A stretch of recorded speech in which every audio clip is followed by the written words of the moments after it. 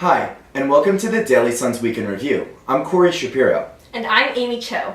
The university announced the formation of two search committees Thursday to find replacements for Provost Kent Fuchs and Susan Murphy, Vice President for Student and Academic Services.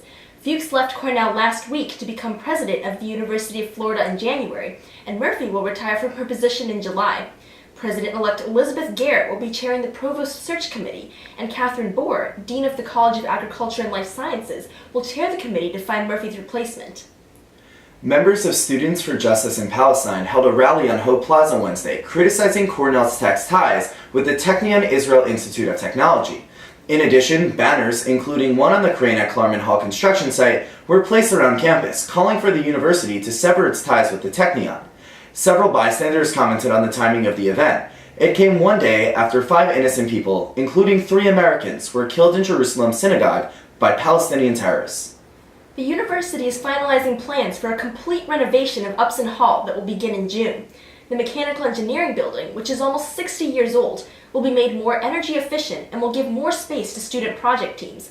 The construction, which will last for several years, is part of a larger energy-saving plan created by the College of Engineering in 2011.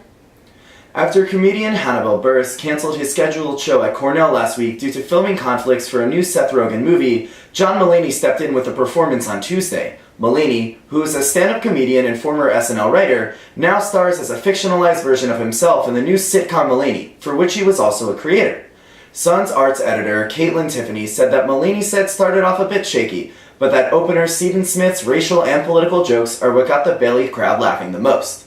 In sports, football secured its first win last weekend, beating the 0-9 Columbia 30-27. Women's hockey won at home against Brown, Yale, and Colgate, while men's hockey won against Clarkson in overtime and lost to St. Lawrence. Men's and women's swimming both won against Dartmouth and lost to Harvard. Men's basketball won its first game against George Mason, while women's basketball lost its first 2 games. This weekend, men's ice hockey prepares to take on Brown and Yale at home before the Frozen Apple against Penn State at Madison Square Garden next weekend. Be sure to check out The Sun for the latest scores. That concludes this episode of Week in Review. From all of us at The Sun, have a happy Thanksgiving.